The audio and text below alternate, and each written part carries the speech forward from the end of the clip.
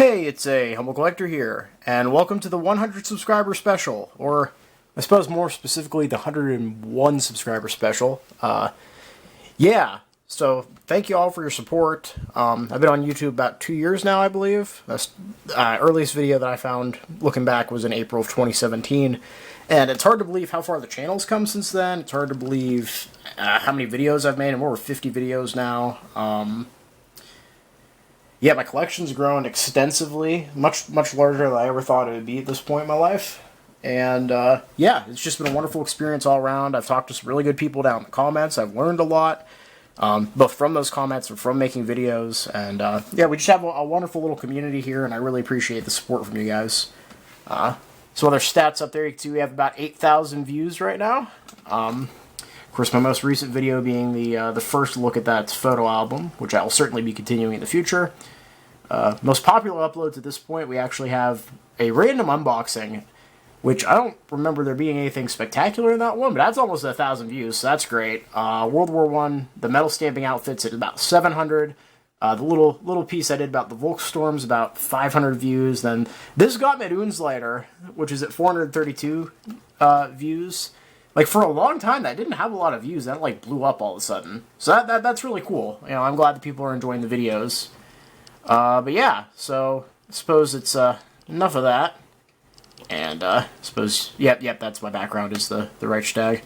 Because I'm a weirdo.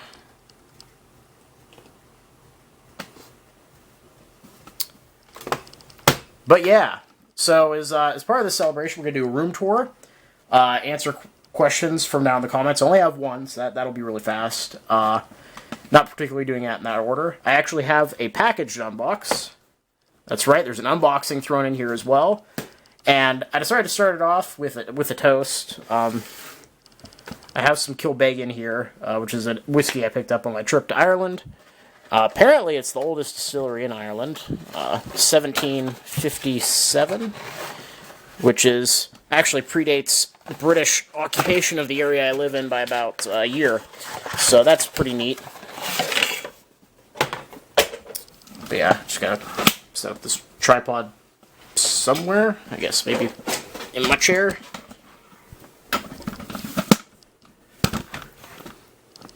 Yeah, good enough.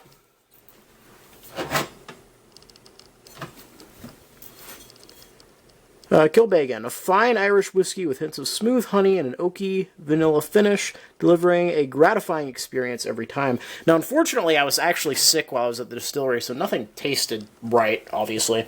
So, I suppose we'll get to give this a try. Oh, is there a tab here?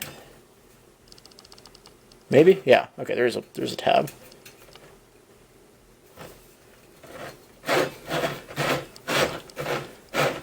That's neat.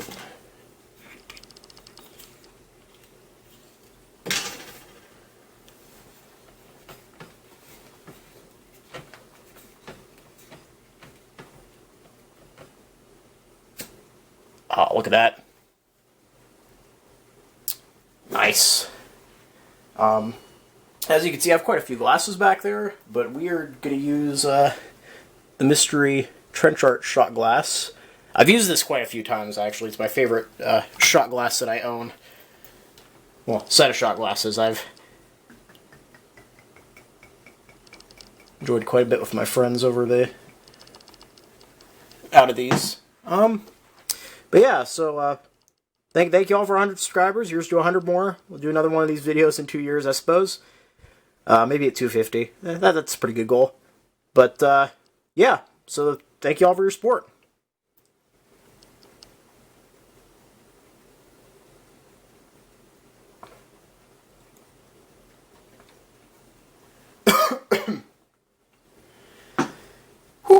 Good stuff.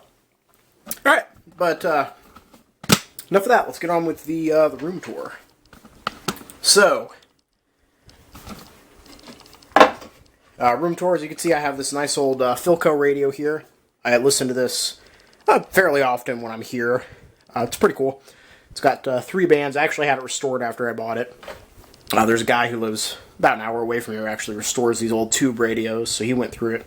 And yeah, it sounds actually pretty good. Up there, this is an item that normally doesn't well, normally doesn't really fit in with anything else in my collection. This is a model 1886, 87. Can't remember. It's a U.S. Army Spike helmet, actually. This one's for the 22nd National Guard, State of New York. These were only used for a very brief period here in the U.S., so when I saw this one for sale, I had to have it, because they're just cool. Like, I love knowing a World War I, like, German Pickelhaube, but in the meantime, that one's great. Love it. Let's see. But yeah, here's, like, the actual main shelving unit and everything, if I could zoom out. Yeah, I don't have a lot of room in here, as you can see, so we're going to have to go through this shelf by shelf. But up here I have my World War II 28th Division helmet. Got my World War I pilot's skull cap up on this hat stand here. Got a collection of, like, some antique toy soldiers, a couple painted that I picked up places. I just think they're cool. I like them. My World War I French Adrian helmet with the bullet strike on the top there. It's pretty neat. This is like the main shelf where most of the stuff's at. We have a couple bayonets here. This one I believe is for a 1917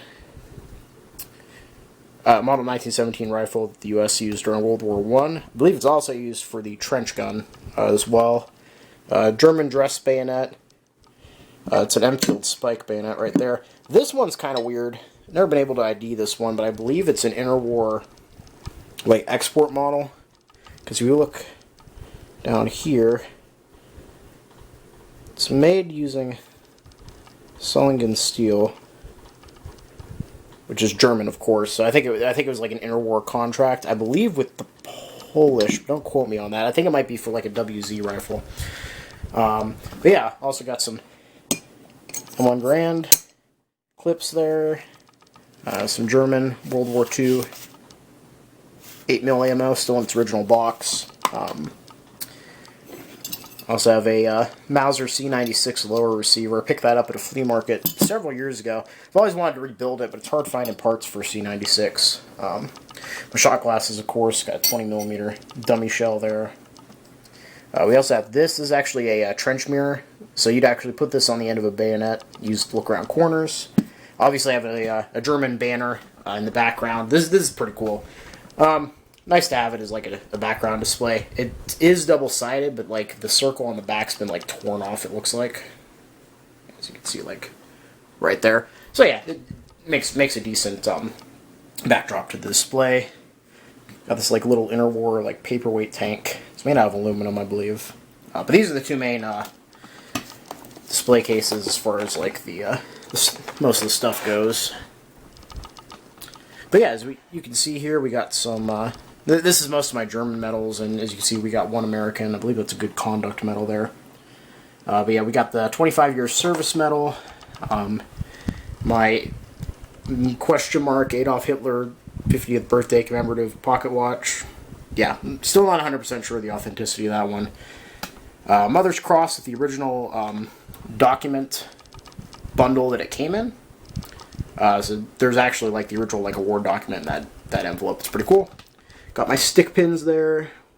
Panzer Assault Badge, 2 Iron Crosses, black wound badge in black, or third class wound badge, and then I believe that's a Luftwaffe service medal. And yeah, Panzer Assault Badge, wound badge in black and gold, just missing a silver to have a complete set there. This is a ground dug infantry assault badge, dug up in Poland somewhere. It's a World War I French award. I believe it's a Crux de Guerre. Probably butchered that horribly. I apologize. That's my Ostwok medal as well. And then under that, as you can see, I have the death cards I haven't translated yet. So those will be coming in future videos.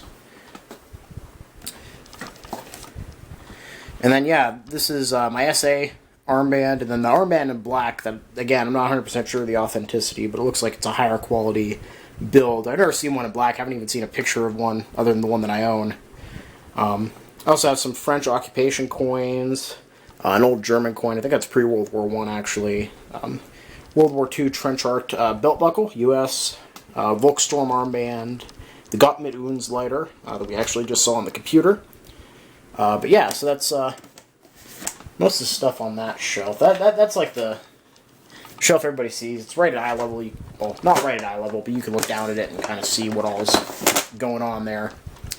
This lower shelf isn't quite as organized, but I believe there's actually a lot of cool stuff that hasn't been shown before. I've got this plaque. So the plaque itself is newer, but this hardware is actually World War II era. So maybe if I get like a crazy amount of subscribers, like 30 years from now, if I'm at like 50K or whatever, I'll get this engraved. That'd be kind of cool. Mess kit for my mess kit fund. I believe I showed that in a previous video. This is cool, and I don't think this has been shown before. This is a World War I United States Marine Corps 1911 holster. My grandfather has a World War I 1911 he bought that holster for, and he gave it to me to take care of. I've actually used some Hydrojuvenator on it a couple times since I've gotten it, and that's really helped it to soften up, and yeah, overall it's a pretty neat piece. Yeah, I think that's most of what's over here. Of course, my World War I metal stamping outfit. Behind this map case, we have the World War I French records for learning how to speak French. Back here is my bookshelf. As you can see, it's pretty much at capacity. All the books you see, they're stacked up flat going upward. Those are ones I haven't read yet, so as you can see, I've got quite a backlog. Well, with the exception of All Quiet on the Western Front. I've read that before. I just haven't read that copy, and it's been a while, so I figure I'll go through it again. Yeah, what else we got in here? Got my record player. It's also a radio and a CD player, so I like listening to records, as you can see by down there. Also, I love VHSs, so I have a bunch of VHSs because they're super cheap. You can find them anywhere. Also a nerd, that's like my D&D, Call of Cthulhu stuff. And then, yeah, up here we have the Panzerschreck shield, my World War I stereoscope cards. As you can see, you've got my World War I 28th Division helmet, which of course is my my user icon on my channel. Got 20mm or 75mm shell, right? Yeah, 20mm puny. What am I thinking? I have this poster. Not really sure if it's a print or if it's original or what. I just think it looks cool up there. And then this is probably one of the nicest pieces that hasn't actually been in a video yet. This is a unit roster for a 37mm platoon, 138th Regiment, 35th Division, World War of France, 1918.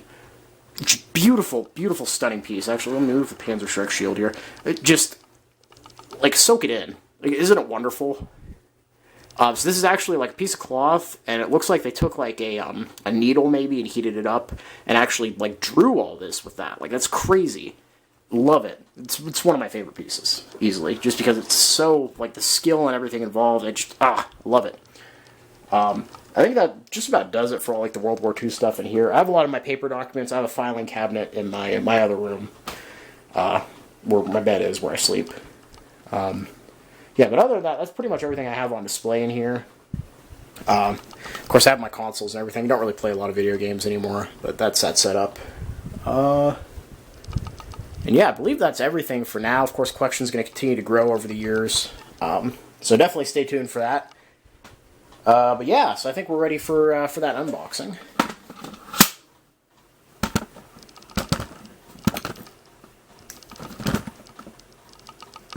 Alrighty. So I've actually had this for a while, and I've been really looking forward to opening it up. And yeah, so this is a, well, you'll see here in a minute. This is a pretty cool item. Oh, and I almost forgot that question that I was going to answer. The one that I got for the submissions was from Scott White, I believe, who's commented on a few of my videos. He'd asked how much the World War I German photo album ended up being, and it was, I think, about $250 is what I paid for it. So I think I got a pretty good deal overall, you know, considering there's like 400 photos in there.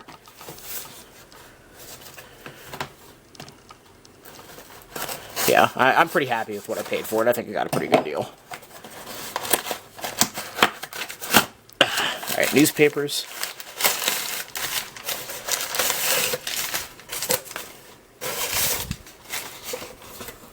That looks like everything. Alright. So, this is a group of medals, actually. And it's very unique. You'll see why in a minute here. And this one is just being used for padding. Good. This one's probably also just being used for padding, but benefit of the doubt. Oh, no, wait. No, there's definitely something in here. Oh, yep. There's one. wound badge there. And there's probably the... Oh no, this is the really unique piece from that. I believe, can't remember from the auction, because I ordered this like a month ago. I think this is a Crim Shield, actually. Yeah. Ground Dog, obviously. But yeah, I think that's Crim Shield. And then, gosh, I'm running out of time. I have that 20-minute limit on this camera. I need to get a better one. Ooh, General Assault badge.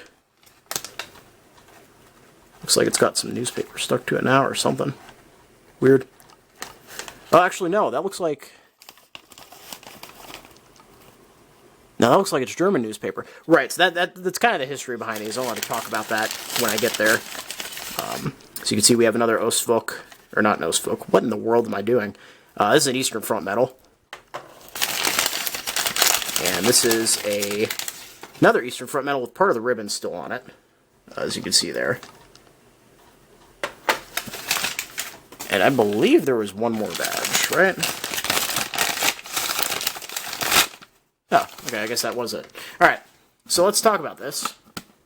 So, these 5 badges, I'm going to sit down. These 5 badges were all dug up in the town of Halba in Germany, which during the closing days of World War II, I guess there was a battle there against the Soviets. I think there were like 30,000 German casualties. But essentially, these ones, I believe these medals were actually stored somewhere.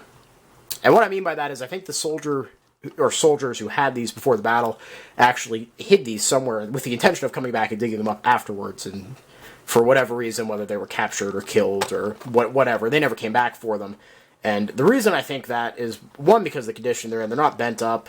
They're not broken. I mean, this Crim Shields is the roughest out of all of them, probably, and that's just because the backing and everything is rotted away. Well, like, this wound badge is in remarkably good shape. In fact, that catch looks like it still probably works. I'm not going to try it because I don't want to break it, but, yeah. And as you can see, like, the General Assault badge having the newspaper stuck to it, which definitely was not the newspaper it was in. And then this having that ribbon actually, like, around it, like, petrified to it. So what I think happened is these were all wrapped up, hidden somewhere, and then, like I said, the guy never came back for them. Fast forward 70-plus years, and somebody digs them up. But yeah, definitely a really unique grouping. Definitely looking forward to putting those in my collection. And, yeah. It's pretty amazing. For some reason, I thought the Crim Shield was going to be bigger, but I've never seen one in person, so I guess that's, you know, to be expected. And I finally own a General Assault badge as well as 2 Eastern Front medals now. It's pretty neat. But yeah, definitely good things coming up. Definitely have my eye on a couple interesting auctions. We'll see how that goes out. And yeah, definitely more Death Card videos coming up. So definitely stay posted. I've never asked for subscribers before, and I'm not going to start now. If you enjoy my videos, subscribe. If not, you know, do what you want. I mean, really, I'm doing this for fun. It's good being able to talk to people, and yeah, I just really enjoy hearing from you guys, and I enjoy doing what I'm doing. So thank you all for watching, and yeah, I look forward to making another video for you all soon. So thank you very much, and happy collecting.